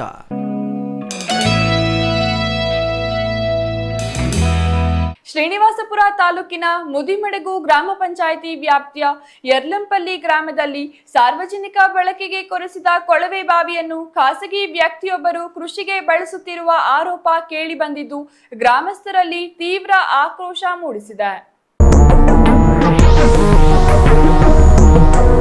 ಶ್ರೀನಿವಾಸಪುರ ತಾಲೂಕಿನ ಮುದಿಮಡಗು ಗ್ರಾಮ ಪಂಚಾಯಿತಿ ವ್ಯಾಪ್ತಿಯ ಯರ್ಲಂಪಲ್ಲಿ ಗ್ರಾಮದಲ್ಲಿ ಸಾರ್ವಜನಿಕ ಬಳಕೆಗೆ ಕೊರೆಸಿದ ಕೊಳವೆ ಬಾವಿಯನ್ನ ಖಾಸಗಿ ವ್ಯಕ್ತಿಯೊಬ್ಬರು ಕೃಷಿಗೆ ಬಳಸಿಕೊಳ್ಳುತ್ತಿರುವ ಆರೋಪ ಕೇಳಿಬಂದಿದ್ದು ಗ್ರಾಮಸ್ಥರಲ್ಲಿ ತೀವ್ರ ಆಕ್ರೋಶ ಮೂಡಿಸಿದೆ. ಗ್ರಾಮಕ್ಕೆ ಹೋಗುವ ರಸ್ತೆ ಪಕ್ಕದಲ್ಲಿ ಸರ್ಕಾರದ ಅನುದಾನದಲ್ಲಿ ನಿರ್ಮಿಸಲಾದ ಕೊಳವೆ ಬಾವಿಯಲ್ಲಿ ಅದೇ ಗ್ರಾಮದ ಇಸ್ಮಾಯಿಲ್ ಎಂಬುವರು ಮೋಟಾರ್ ಅಳವಡಿಸಿ ತಮ್ಮ ಟೊಮೆಟೊ ಬೆಳೆಗೆ ನೀರು ಬಳಸಿಕೊಳ್ಳುತ್ತಿದ್ದಾರೆ ಎನ್ನಲಾಗಿದೆ. ಇಷ್ಟೇ ಅಲ್ಲದೆ ಗ್ರಾಮಕ್ಕೆ 24 ಗಂಟೆಗಳ ನಿರಂತರ ವಿದ್ಯುತ್ ಪೂರೈಕೆಗಾಗಿ ಅಳವಡಿಸಲಾಗಿರುವ ಟ್ರಾನ್ಸ್ಫಾರ್ಮರ್ನಿಂದಲೇ ಅಕ್ರಮವಾಗಿ ವಿದ್ಯುತ್ ಸಂಪರ್ಕ ಪಡೆದು ಪಂಪ್ ಸೆಟ್ ಚಾಲನೆ ಮಾಡುತ್ತಿದ್ದಾರೆ ಎಂಬ ಆರೋಪವೂ ಕೇಳಿಬಂದಿದೆ. ಈ ವಿಚಾರದ ಬಗ್ಗೆ ಕೆಇಬಿ ಹಾಗೂ ಗ್ರಾಮ ಪಂಚಾಯಿತಿ ಅಧಿಕಾರಿಗಳು ಇದುವರೆಗೆ ಯಾವುದೇ ಕ್ರಮ ಕೈಗೊಂಡಿಲ್ಲ ಎಂದು ಗ್ರಾಮಸ್ಥರು ದೂರಿದ್ದಾರೆ. ಸಾರ್ವಜನಿಕರ ಹಣದಲ್ಲಿ ಲಕ್ಷಾಂತರ ರೂಪಾಯಿ ವೆಚ್ಚ ಮಾಡಿ ನಿರ್ಮಿಸಿದ್ದ ಹಳೆಯ ಕೊಳವೆ ಬಾವಿಯಲ್ಲಿ ನೀರು ಕಡಿಮೆಯಾಗಿದೆ ಎಂಬ ನೆಪವೊಡ್ಡಿ ಮತ್ತೊಂದು ಹೊಸ ಕೊಳವೆ ಬಾವಿ ಕೊರೆಸಲಾಗಿದೆ. ಆದರೆ ಹಳೆಯ ಕೊಳವೆ ಬಾವಿಯಲ್ಲಿ ಇನ್ನೂ ನೀರು ಲಭ್ಯವಾಗಿದ್ದರೂ ಅದನ್ನ ಖಾಸಗಿ ಬಳಕೆಗೆ ಬಿಟ್ಟುಕೊಟ್ಟಿರುವುದು ಸರ್ಕಾರದ ಹಣ ದುಂದುವೆಚ್ಚ ಮಾಡಿರುವುದಕ್ಕೆ ಸಾಕ್ಷಿಯಾಗಿದೆ ಎಂದು ಸಾರ್ವಜನಿಕರು ಆಪಾದಿಸಿದ್ದಾರೆ. ಸಾರ್ವಜನಿಕ ಆಸ್ತಿಯನ್ನ ಖಾಸಗಿ ಬಳಕೆಗೆ ಅವಕಾಶ ನೀಡಿರುವುದು ಹೇಗೆ? ಕೆಇಬಿ ಇಲಾಖೆ ಅಧಿಕಾರಿಗಳು ಹಾಗೂ ಲೈನ್ ಮ್ಯಾನ್ಗಳು ಯಾವುದಾದರೂ ಆಮಿಷಗಳಿಗೆ ಒಳಗಾಗಿದ್ದಾರೆಯೇ ಎಂದು ಗ್ರಾಮಸ್ಥರು ತೀವ್ರ ಅನುಮಾನ ವ್ಯಕ್ತಪಡಿಸಿದ್ದಾರೆ. ಇದೇ ವೇಳೆ ತಮ್ಮ ಮೇಲಿನ ಆರೋಪದ ಕುರಿತು ಪ್ರತಿಕ್ರಿಯಿಸಿದ ಇಸ್ಮಾಯಿಲ್ ಅವರು, ಗ್ರಾಮಕ್ಕೆ ಕೊಳವೆ ಬಾವಿ ನಿರ್ಮಿಸಲು ನಾನೇ ಜಮೀನು ನೀಡಿದ್ದೇನೆ. ಕೊಳವೆ ಬಾವಿ ನನ್ನ ಜಮೀನಿನಲ್ಲಿರುವ ಕಾರಣ ನಾನು ಬಳಸಿಕೊಳ್ಳುತ್ತಿದ್ದೇನೆ. ಈ ಬಗ್ಗೆ ಗ್ರಾಮ ಪಂಚಾಯಿತಿಯವರಿಗೂ ಮೊದಲಿನಿಂದಲೇ ಮಾಹಿತಿ ಇದೆ. ಅವರ ಸೂಚನೆಯ ಮೇರೆಗೆ ನಾನು ಇದನ್ನ ಬಳಕೆ ಮಾಡುತ್ತಿದ್ದೇನೆ ಎಂದು ಸ್ಪಷ್ಟನೆ ನೀಡಿದ್ದಾರೆ. ఊరికి నాలుగు బోర్లు తోలరి 5 రూపాయ మళ్ళీ ఏం చేశారంటే నీ షేర్లో పాయింట్ వస్తూ ఉందిప్ప మా లీటర్లు అంతా ఏం చేశారంటే నలుగురు చేరి ఇట్లా పాయింట్ వస్తూ ఉంది ఊరు తాగే నీళ్ళకి చేనులు తోలుకుంటాము వచ్చే నెలలు కొట్టుకుంటాము మళ్ళీ మాది మేము ఎత్తుకెళ్ళిపోతాం అంటే సరే అన్న తాగే నీళ్ళు కదా వేసుకోండి అని చెప్పి ఇచ్చింది. ఇప్పుడు మళ్ళీ మీరు వాడుకుంటా ఉన్నారు కదా? ఇప్పుడు ఈ మొన్నటి ఇంకా ఇట్లా హౌస్ మోటార్ దింపుకొని గుడి పెట్టింది. 10 ఏళ్ళు అయిపోయి కరెంటు ఊరిదే తీసుకునే అన్నారా? ఇంటిదే కనెక్షన్ చేసుకుంటాం. ಕೂಡಲೇ ಸಂಬಂಧಪಟ್ಟ ಗ್ರಾಮ ಪಂಚಾಯಿತಿ, ತಾಲೂಕು ಪಂಚಾಯಿತಿ ಹಾಗೂ ವಿದ್ಯುತ್ ಇಲಾಖೆಯ ಉನ್ನತ ಅಧಿಕಾರಿಗಳು ಸ್ಥಳಕ್ಕೆ ಭೇಟಿ ನೀಡಿ ತನಿಖೆ ನಡೆಸಬೇಕು.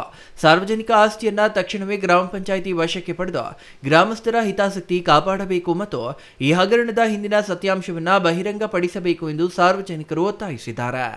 Chandrashekhar, CTV news, Srinivaspur. ಅಂತಾರಾಷ್ಟ್ರೀಯ ಮಾದಕ ದ್ರವ್ಯ ಸೇವನೆ ಮತ್ತು ಅಕ್ರಮ ಸಾಗಣೆ ವಿರೋಧಿ ದಿನಾಚರಣೆ ಅಂಗವಾಗಿ ಬುಧವಾರ ಚೇಳೂರಿನಲ್ಲಿ ಜಾಗೃತಿ ಜಾಥಾ ಹಾಗೂ ಸಭೆ ಕಾರ್ಯಕ್ರಮ ನಡೆಯಿತು.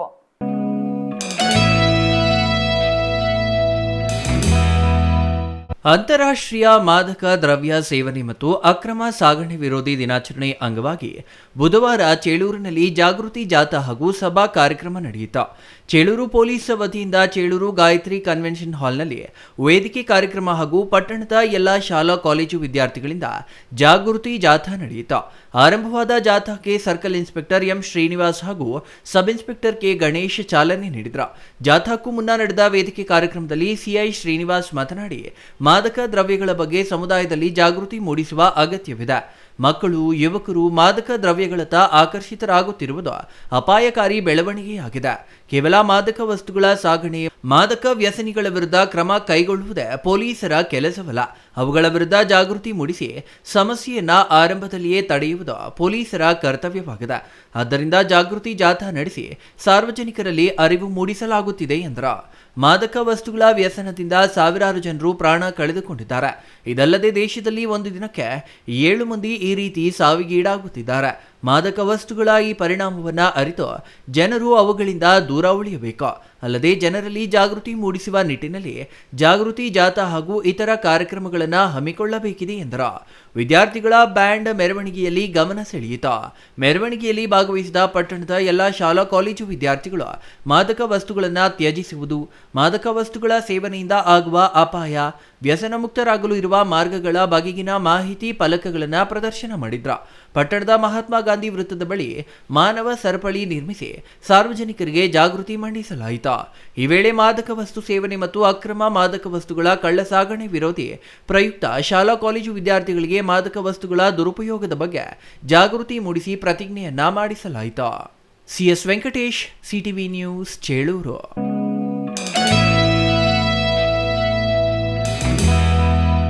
ಮಾದಕ ವಸ್ತುಗಳ ಸೇವನೆ ಯುವಜನರ ಭವಿಷ್ಯ ಬುಡಮೇಲು ಮಾಡುವುದಲ್ಲದೆ ದೇಶದ ಅಭಿವೃದ್ಧಿಗೆ ಕಂಟಕವಾಗಿದೆ ಎಂದು ಸರ್ಕಲ್ ಇನ್ಸ್ಪೆಕ್ಟರ್ ಆನಂದ್ ಅಭಿಪ್ರಾಯಪಟ್ಟರು.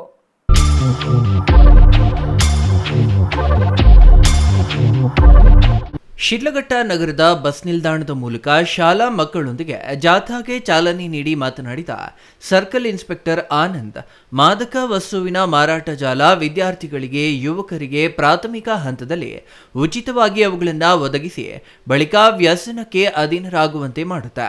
ಮಾದಕ ವಸ್ತುಗಳ ಮಾದರಿಗಳಾದ ಗುಟ್ಕಾ, ಧೂಮಪಾನ, ಮದ್ಯಪಾನ, ಗಾಂಜಾ ಮತ್ತು ಮೆಡಿಕಲ್ಗಳಲ್ಲಿ ಅನಧಿಕೃತವಾಗಿ ಸಿಗುವಂತಹ ಮಾದಕ ದ್ರವ್ಯಗಳ ಕುರಿತು ತಿಳಿಸಿದ ಅವರು, ಪ್ರಸ್ತುತ ದಿನಗಳಲ್ಲಿ ಪೊಲೀಸರಿಂದ ತಪ್ಪಿಸಿಕೊಳ್ಳಲು ಡ್ರಗ್ಸ್ ಮಾಫಿಯಾ ಮಾರಾಟಗಾರರು ಅಂತರ್ಜಾಲದ ಮೂಲಕ ಮಾರಾಟ ಮಾಡ್ತಿದ್ದ ಪಾರ್ಸಲ್ಗಳ ಮೂಲಕ ಕಳುಹಿಸುವ ಹಂತದ ತನಕ ಬೆಳೆದಿದ್ದಾರೆ ಎಂದರು.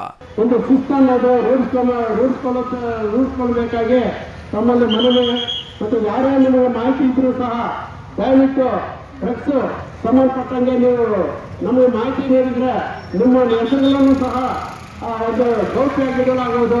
ಇಲ್ಲ 112ಕ್ಕೆ ಸಹ ಫೋನ್ ಮಾಡಿದ್ರು ಸಹ ಅದು ನಿಮಗೆ ಗೌಪ್ಯವಾಗಿರ್ತಾ ಇರುತ್ತೆ ನಿಮ್ಮ ಹೆಸರುಗಳು.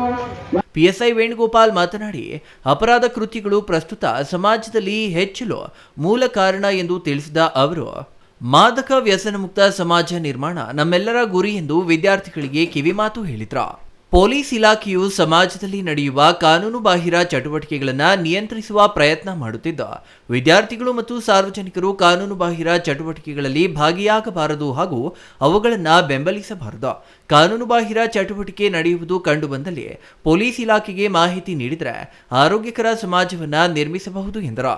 ತುರ್ತು ಸಂದರ್ಭದಲ್ಲಿ ಸಂಪರ್ಕಿಸಬಹುದಾದ ಸಂಖ್ಯೆಗಳಾದ 112 1098 ಇನ್ನಿತರ ಸಹಾಯವಾಣಿಗಳ ಸಂಖ್ಯೆಗಳ ಕುರಿತು ಮಾಹಿತಿ ಹಂಚಿಕೊಂಡ್ರ. ಛಾಯಾ ರಮೇಶ್, ಸಿಟಿವಿ ನ್ಯೂಸ್, ಶಿಡ್ಲಘಟ್ಟ.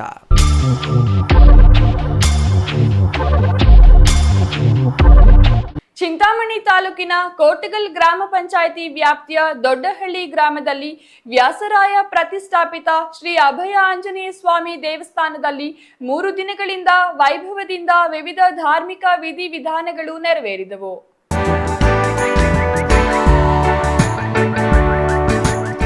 ಚಿಂತಾಮಣಿ ತಾಲೂಕಿನ ಕೋಟಗಲ್ ಗ್ರಾಮ ಪಂಚಾಯಿತಿ ವ್ಯಾಪ್ತಿಯ ದೊಡ್ಡಹಳ್ಳಿ ಗ್ರಾಮದಲ್ಲಿ ವ್ಯಾಸರಾಯ ಪ್ರತಿಷ್ಠಾಪಿತ ಶ್ರೀ ಅಭಯ ಆಂಜನೇಯ ಸ್ವಾಮಿ ದೇವಸ್ಥಾನದಲ್ಲಿ 3 ದಿನಗಳಿಂದ ವೈಭವದಿಂದ ವಿವಿಧ ಧಾರ್ಮಿಕ ವಿಧಿವಿಧಾನಗಳು ನೆರವೇರಿದವು. ಗಂಗೆ ಪೂಜೆ, ದೀಪಾರಾಧನೆ, ಗಣಪತಿ ಹೋಮ, ಆಲಯ ಪ್ರವೇಶ, ಕಳಶಾರಾಧನೆ, ಪಂಚಾಮೃತಾಭಿಷೇಕ, ರುದ್ರಾಭಿಷೇಕ, ನವಗ್ರಹ ಹೋಮ, ಪ್ರಧಾನ ಹೋಮ, ಕಳಾ ಹೋಮ, ಅಷ್ಟಬಲಿ ಪೂರ್ಣಾಹುತಿ, ಕುಂಭಾಭಿಷೇಕ, ಅಷ್ಟಾವಧಾನ, ರಾಷ್ಟ್ರಾಶೀರ್ವಾದ ಸೇರಿದಂತೆ ಇಂದು ಕೊನೆ ದಿನವಾದ ಮಹಾಮಂಗಳಾರತಿ ಹಾಗೂ ತೀರ್ಥ ಪ್ರಸಾದ ವಿನಿಯೋಗ ಮತ್ತು ಅನ್ನ ಸಂತರ್ಪಣೆಯನ್ನು ಏರ್ಪಡಿಸಲಾಗಿತ್ತು. ಈ ವೇಳೆ ಮಾತನಾಡಿದ ದೇವಸ್ಥಾನದ ಅರ್ಚಕ ಗೌತಮ್ ಮತ್ತು ಶಾಂತಮೂರ್ತಿ, ದೇವಸ್ಥಾನವು ಸುಮಾರು 400 ವರ್ಷಗಳಷ್ಟು ಹಳೆಯ ಇತಿಹಾಸವನ್ನು ಹೊಂದಿರುವ ದೇವಸ್ಥಾನವಾಗಿದೆ. ಈ ದೇವಸ್ಥಾನವನ್ನು ವ್ಯಾಸರಾಯರು ಪ್ರತಿಷ್ಠಾಪನೆ ಮಾಡಿದ್ದಾರೆ. ದೇವಸ್ಥಾನದ ಜೀರ್ಣೋದ್ಧಾರವನ್ನು ಮಾಡಿ ಇಂದು ಇಲ್ಲಿ ಪಂಚಾಮೃತ ಅಭಿಷೇಕ, ಕಳಶ ಸ್ಥಾಪನೆ, ಧ್ವಜಸ್ತಂಭ ಪ್ರತಿಷ್ಠಾಪನೆ ಮತ್ತು ಗೋಪುರ ಕಳಶ ಸ್ಥಾಪನೆ ಮಾಡಲಾಗಿದೆ. ಭಕ್ತಾದಿಗಳಿಗೆ ಇಲ್ಲಿ ಅನ್ನ ಸಂತರ್ಪಣೆ ಇರುತ್ತದೆ. ಅಮಾವಾಸ್ಯೆ ಮತ್ತು ಹುಣ್ಣಿಮೆಯ ದಿನಗಳಲ್ಲಿ ಇಲ್ಲಿ ವಿಶೇಷ ಪೂಜೆ ಪುನಸ್ಕಾರಗಳು ನಡೆಯುತ್ತವೆ. ರಾತ್ರಿಯ ಸಮಯದಲ್ಲಿ ಭಕ್ತಾದಿಗಳು ಇಲ್ಲಿಗೆ ಆಗಮಿಸುತ್ತಾರೆ ಎಂದರು. ನಮ್ಮ ಹೆಸರು ಗೌತಮ್ ಅಂತ, ಈ ಪೂಜೆ ಮಾಡ್ತಕ್ಕಂಥ ಅರ್ಚಕರು. ಈ ದೇವಸ್ಥಾನ ಬಂದು ದೊಡ್ಡಹಳ್ಳಿ ಗ್ರಾಮ, ಕೋಟಗಲ್ ಪಂಚಾಯತಿ. ಈ ದೇವಸ್ಥಾನ ಇತಿಹಾಸ ಬಂದು ಸುಮಾರು 400 ವರ್ಷಗಳ ಹಳೆಯ ಇತಿಹಾಸ ಇರ್ತಕ್ಕಂಥ ದೇವಸ್ಥಾನ ಇದು. ವ್ಯಾಸರಾಯ ಪ್ರತಿಷ್ಠಾಪನೆ ಮಾಡಿರ್ತಕ್ಕಂಥ ದೇವಸ್ಥಾನ ಇದು. ದೇವಸ್ಥಾನ ಜೀರ್ಣೋದ್ಧಾರ ಮಾಡಿ ಇವತ್ತು ಜೀರ್ಣೋದ್ಧಾರ ಕೈಂಕರ್ಯ ನಡೆದಿದೆ. ಪಂಚಾಮೃತ ಅಭಿಷೇಕ, ಕಳಶ ಸ್ಥಾಪನೆ, ಧ್ವಜಸ್ತಂಭ ಪ್ರತಿಷ್ಠಾಪನೆ, ಮೇಲೆ ವಿಮಾನ ಗೋಪುರ ಕಳಶ ಸ್ಥಾಪನೆ ಎಲ್ಲ ಆಗಿದೆ ಇವತ್ತು. ಸೊ 300 ವರ್ಷಗಳ ಹಳೆಯ ಕಾಲದ ದೇವಸ್ಥಾನ. ಭಕ್ತಾದಿಗಳಿಗೆ ಅನ್ನ ಸಂತರ್ಪಣೆ ಎಲ್ಲ ಇರುತ್ತೆ. ಅಮಾವಾಸ್ಯೆ ಹುಣ್ಣಿಮೆ ದಿನ ರೆಗ್ಯುಲರ್ ಆಗಿ ಪೂಜೆ ಪುನಸ್ಕಾರ ಇರುತ್ತೆ. ರಾತ್ರಿ ಎಲ್ಲ ಭಕ್ತಾದಿಗಳು ಬರ್ತಾರೆ. ಆಸ್ಪತ್ರೆಯಲ್ಲೆಲ್ಲ ವಾಸಿ ಆಗದೆ ಇರೋ ಕಾಯಿಲೆಗಳೆಲ್ಲ ಇಲ್ಲಿ ವಾಸಿ ಆಗುತ್ತೆ ಸ್ಥಳದ ಪ್ರತೀತಿ. ಈ ದೇವಸ್ಥಾನದ ವಿಶಿಷ್ಟತೆ ಏನೆಂದರೆ ಆಸ್ಪತ್ರೆಗಳಲ್ಲಿ ವಾಸಿಯಾಗದ ಕಾಯಿಲೆಗಳು ಕೂಡ ಇಲ್ಲಿಗೆ ಬರುವುದರಿಂದ ವಾಸಿಯಾಗುತ್ತವೆ ಎಂಬುದು ಭಕ್ತರ ನಂಬಿಕೆ. ಮಕ್ಕಳಿಲ್ಲದವರಿಗೆ ಇಲ್ಲಿ ಮಕ್ಕಳ ಭಾಗ್ಯ ಲಭಿಸುತ್ತದೆ ಎಂಬ ನಂಬಿಕೆಯೂ ಇದೆ. ಇದು ದೈವಿಕ ಶಕ್ತಿ ಇರುವ ತಾಣವಾಗಿದೆ. ಭಕ್ತಾದಿಗಳು ತಮ್ಮ ಮನದ ಇಚ್ಛೆಯನ್ನು ದೇವರಿಗೆ ತಿಳಿಸಿದರೆ ಅವೆಲ್ಲವೂ ಈಡೇರುತ್ತದೆ ಎಂದರು. ಇನ್ನು ಗ್ರಾಮಸ್ಥ ರೆಡ್ಡಪ್ಪ ಮಾತನಾಡಿ, ಇದು ಚಿಕ್ಕದಾದ ಸಣ್ಣ ಗ್ರಾಮದ ದೇವಸ್ಥಾನವಾದರೂ ನೂರಾರು ವರ್ಷಗಳಿಂದ ಇಲ್ಲಿ ಪೂಜಾ ಕಾರ್ಯಕ್ರಮಗಳು ವೈಭವದಿಂದ ನಡೆಯುತ್ತಿವೆ. ಈ ದೇವಸ್ಥಾನದಲ್ಲಿರುವ ಆಂಜನೇಯ ಸ್ವಾಮಿಯನ್ನು ಭಕ್ತರು ಅಭಯಾಂಜನೇಯ ಎಂದು ಪ್ರೀತಿಯಿಂದ ಕರೆಯುತ್ತಾರೆ ಎಂದರು. Imran Khan, CTV news, Chintamani.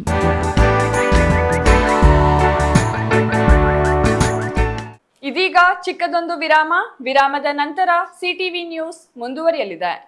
ಮನೆ ಕಟ್ಸೋದು ಎಷ್ಟು ಕಷ್ಟನೋ ಅದಕ್ಕಿಂತ ಕಷ್ಟ ಮನೆಗೆ ಇಂಟೀರಿಯರ್ನ ಸೆಲೆಕ್ಟ್ ಮಾಡಿ ಒಂದೊಳ್ಳೆ ಲುಕ್ನ ಕೊಡೋದು. ಆದರೆ ಈಗ ಟೆನ್ಷನ್ನೇ ಬೇಡ. ರಾಮೂಸ್ ಅರ್ಬನ್ ಲಿವಿಂಗ್ ಸ್ಟುಡಿಯೋ ಇದು ಲೊಕೇಟ್ ಆಗಿರೋದು ಯಲಹಂಕ ನ್ಯೂ ಟೌನ್, ಬೆಂಗಳೂರು. ಇಲ್ಲಿ ನಿಮಗೆ ಇಂಟೀರಿಯರ್ನಲ್ಲಿ ಎಲ್ಲ ರೀತಿಯ ಸೊಲ್ಯೂಷನ್ ಕೊಟ್ಟು ಕಾನ್ಸೆಪ್ಟ್ ಡಿಸೈನಿಂದ ಫೈನಲ್ ಇನ್ಸ್ಟಾಲೇಷನ್ವರೆಗೂ ನಿಮಗೆ ತಿಳಿಸ್ಕೊಡ್ಲಾಗುತ್ತೆ. ಇವರದ್ದೇ ಓನ್ ಮ್ಯಾನುಫ್ಯಾಕ್ಚರಿಂಗ್ ಯೂನಿಟ್ ಇರೋದ್ರಿಂದ ನಿಮಗೆ ಬೇಕಾದಂಥ ಪ್ರಾಡಕ್ಟ್ನಿಂದ ಇಂಟೀರಿಯರ್ ಮತ್ತು ಫರ್ನಿಚರ್ಸ್ 10 years ವಾರಂಟಿಯೊಂದಿಗೆ ಮಾಡಿಕೊಡ್ತಾರೆ. ಲೇಟೆಸ್ಟ್ ಟ್ರೆಂಡ್ಗೆ ತಕ್ಕ ಹಾಗೆ acrylic kitchen, U shape, L shape, straight kitchen, G shaped kitchen layouts ಮಾಡಿಕೊಡ್ತಾರೆ. ಇನ್ನು ವಾರ್ಡ್ರೋಬ್ ವಿಷಯಕ್ಕೆ ಬಂದರೆ ಅದೆಷ್ಟು varieties, sliding wardrobes, fitted, customised, 2 door, 3 door, 4 doors wardrobes, walk-in wardrobes, single, conceal, transparent glass, acrylic wardrobes, open wardrobes, corner wardrobes ಅಂತ basic to advance ಎಲ್ಲ varieties ಇವೆ. ಹಾಗೆ ನಿಮ್ಮಿಷ್ಟದ wardrobe finishing options ಕೂಡ ಇದೆ. Decorative, laminate finish, leather finish, glass, MDF, roasted glass, mirror, particle board ಅಂತ ನಿಮ್ಮ taste ಹಾಗೆ ಕ್ರಿಯೇಟಿವಿಟಿಗೆ ತಕ್ಕಂತೆ ಎಲ್ಲಾನು ಡಿಸೈನ್ ಮಾಡಿಕೊಡ್ತಾರೆ. ಡಿಸೈನಿಂದ ಡೆಲಿವರಿ, ಡ್ಯೂರಬಿಲಿಟಿವರೆಗೂ ಎಲ್ಲದರಲ್ಲೂ ಎಚ್ಚರಿಕೆ ವಹಿಸ್ತಾರೆ. ಕ್ವಾಲಿಟಿಯಲ್ಲಿ ಕಾಂಪ್ರಮೈಸೇ ಇಲ್ಲ. ನಿಮಗೆ ಬೇಕಾಗಿರೋ ಒಳ್ಳೆ ಔಟ್ಪುಟ್ ಕೊಡಲಾಗುತ್ತೆ. ನೀವು ನಿಮ್ಮ ಮನೆಗೆ ಒಂದೊಳ್ಳೆ ಇಂಟೀರಿಯರ್ ಸೆಟಪ್ ಮಾಡಿಸೋದಾದ್ರೆ ಸ್ಕ್ರೀನ್ ಮೇಲೆ ಕಾಣಿಸ್ತಾ ಇರೋ ನಂಬರ್ಗೆ ಕಾಂಟ್ಯಾಕ್ಟ್ ಮಾಡಿ. ಹಾಗೆ ವಿಸಿಟ್ ಮಾಡಿ Ramu's urban living studio, Yelahanka, new town, Bengaluru. Shri Chamavi party hall 4ನೇ ಮಹಡಿ, ಶ್ರೀ ಚಾಮವಿ ಕಾಂಪ್ಲೆಕ್ಸ್, ಗೆರಿಯಾ ಶೋರೂಮ್ನ ಮೇಲೆ, ನಂಬರ್ 232T, BB ರಸ್ತೆ, ಚಿಕ್ಕಬಳ್ಳಾಪುರ. ನಿಮ್ಮ ಎಲ್ಲ ಶುಭ ಕಾರ್ಯಗಳಿಗೆ ಸುಸಜ್ಜಿತ ಪಾರ್ಟಿ ಹಾಲ್ ಚಿಕ್ಕಬಳ್ಳಾಪುರದಲ್ಲಿ ಸಿದ್ಧ. ಹುಟ್ಟುಹಬ್ಬ, ನಾಮಕರಣ, ಕಾರ್ಯಕ್ರಮ ಯಾವುದೇ ಇರಲಿ, ನಿಮ್ಮ ನಿರೀಕ್ಷೆಗೆ ತಕ್ಕ ಪಾರ್ಟಿ ಹಾಲ್. ನಮ್ಮಲ್ಲಿ ದೊರೆಯುವ ಸೌಲಭ್ಯಗಳು: ವಿಶಾಲವಾದ party hall, 1 dining hall, modern ಅಡುಗೆ ಕೋಣೆ, 300 ಅತಿಥಿಗಳ ಆಸನ ಸಾಮರ್ಥ್ಯ, 2 ಕೊಠಡಿಗಳು ಸಸ್ಯಾಹಾರಿಗಳಿಗೆ ಮಾತ್ರ, AC ಕೇಂದ್ರೀಕೃತ ಪಾರ್ಟಿ ಹಾಲ್, ಪ್ರೊಜೆಕ್ಟರ್ ಮತ್ತು ಪರದೆಯೊಂದಿಗೆ ಸಿದ್ಧವಾಗಿದೆ. AI ಸ್ಪೀಕರ್ಗಳಿಂದ ಆವೃತ, ಲಿಫ್ಟ್ ಕೂಡ ಲಭ್ಯವಿದೆ. 100 ಕಾರ್ಗಳಿಗೆ ಪಾರ್ಕಿಂಗ್ ವ್ಯವಸ್ಥೆ, ಪವರ್ ಬ್ಯಾಕಪ್, ಜನರೇಟರ್ ಲಭ್ಯ. ಕೂಡಲೇ ಸಂಪರ್ಕಿಸಿ. ಶ್ರೀ ಚಾಮವಿ ಪಾರ್ಟಿ ಹಾಲ್, 4ನೇ ಮಹಡಿ, ಶ್ರೀ ಚಾಮವಿ ಕಾಂಪ್ಲೆಕ್ಸ್, ಗೆರಿಯಾ ಶೋರೂಮ್ನ ಮೇಲೆ, BB ರಸ್ತೆ, ಚಿಕ್ಕಬಳ್ಳಾಪುರ.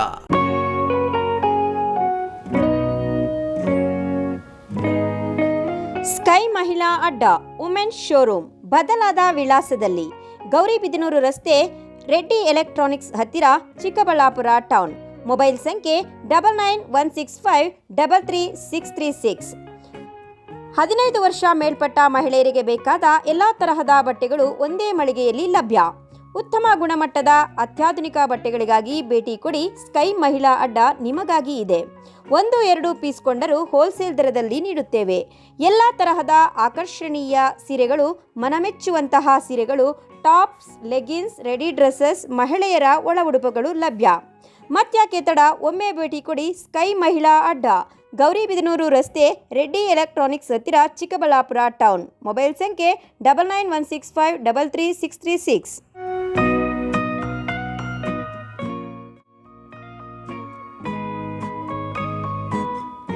ವಿರಾಮದ ನಂತರ ಸಿಟಿವಿ ನ್ಯೂಸ್ಗೆ ಮತ್ತೆ ಸ್ವಾಗತ. ಇದೀಗ ಸಂಕ್ಷಿಪ್ತ ಸುದ್ದಿಗಳು.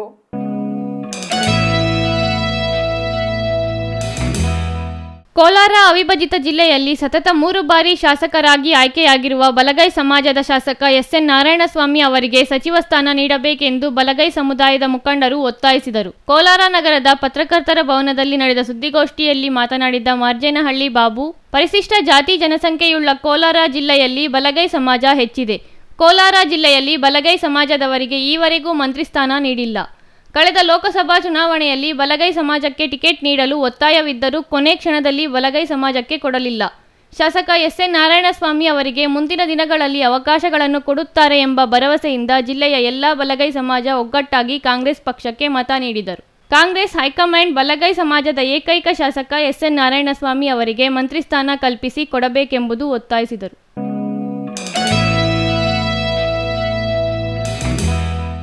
ಕೊನೆಯದಾಗಿ ಮತ್ತೊಮ್ಮೆ ಮುಖ್ಯಾಂಶಗಳು.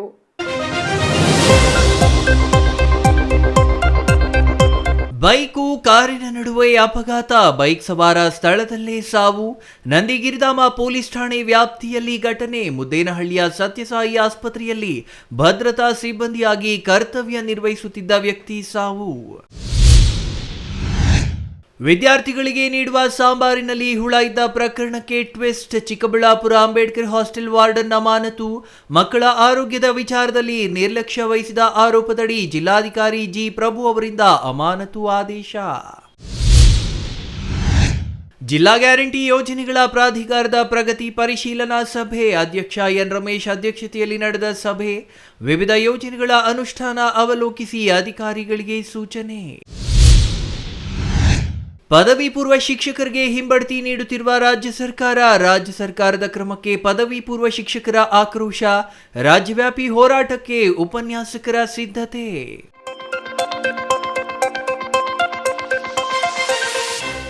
ಇದಿಷ್ಟು ಈ ಹೊತ್ತಿನ ಸುದ್ದಿ. ನೋಡ್ತಾ ಇರಿ ಸಿಟಿವಿ ನ್ಯೂಸ್, ಇದು ನಿಮ್ಮ ಜೊತೆಗಾರ.